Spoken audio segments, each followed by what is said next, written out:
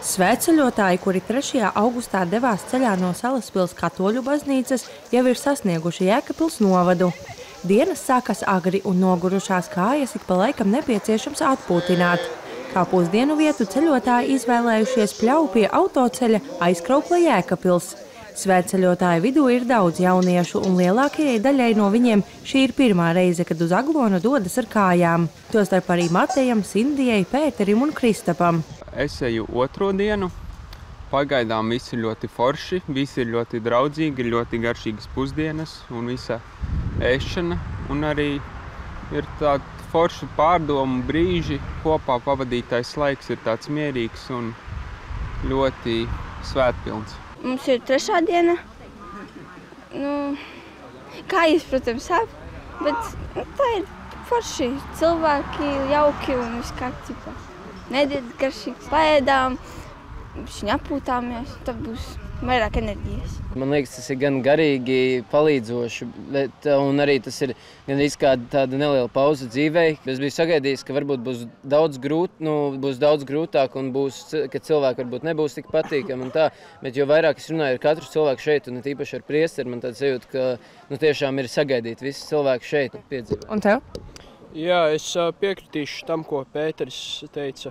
Un es vēl piekomentēšu, ka ne tikai šis svētceļojums, bet kopumā visa baznīca ir atvērta visiem, visi ir ielūgti. Arī prāvests un grupas vadītājs Ilmārs Tolstovs šo notikumu pirmo reizi piedzīvoja savos jaunības gados. Kad man bija 19 gadi, es sāku iet svētceļojumā vēl kā nekristīts cilvēks, un svētceļojums bija vieta, kur es kļuvu par kristieti, par katoli, un tāpēc svētceļojums man vienmēr ir svēta lieta, jo šeit viss notiek pa īstam, grūtības atkailina. Parasti saka, ja gribi iepazīt otru cilvēku, aizved viņu kalnos. Ja gribi iepazīt otru cilvēku, aizved viņu svētceļojumā, jo 3. 4. dienā krīt maskas. Katram ceļiniekam ir savs mērķis, ko viņš vēlas iegūt no ceļojuma. Viens no tiem ir laiks sev, pārdomām un personīgās izaugsmes veicināšana. Man ir šobrīd domas par Gazas joslas. Pats esmu Izrēlā bijis 3 reizes. Es pazīstu daudzus palestīniešus gan Jerikā, gan Betlēmē. Es pazīstu arī ukraiņus, tātad Ukraina, Gaza. Daudz citi karstie punkti, par tiem es domāju, lūdzos, lai tas beidzās. Un šogad es ļoti domāju par zemniekiem, par laukiem, par vārpām, kuras gaida kulšanu. Lai svētceļotāji varētu vairāk laika veltīt sev un savām domām, viņu personīgās mantas tiek vestas transporta līdzekļos. Jānis ir viens no šoferiem, kurš šo rūpi uzņemas jau 7 gadus. Šorīt 6:00 viņš saņēma zvanu no Ilmāra Tolstova un jau pusdienlaikā bija klāt, gatavs palīdzēt. Mums ir noruna, ka viņš zvana tad, kad vajag, kad savācas vairāk cilvēku, kad netiek galā jau ar to. Teiksim, viņam izbrauc ar busu un ar piekabi. Viņam jau sāk palikt pa grūti. Tas nozīmē, Jāni, vari?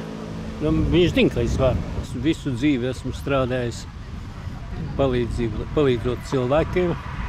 Es esmu ārsts. Un tagad esmu pensionārs. Es gribu turpināt palīdzēt cilvēkiem. Jēkabpilī pie svētceļotājiem pievienosies aptuveni 10 Jēkabpils novada iedzīvotāji. Agrāk jēkabpilieši organizēja savu svētceļojumu, taču jau vairākus gadus dodas kopā ar šo ceļotāju pulku. Katrīna Strode, Kaspars Daņģevičs, Vidusdaugavas televīzija.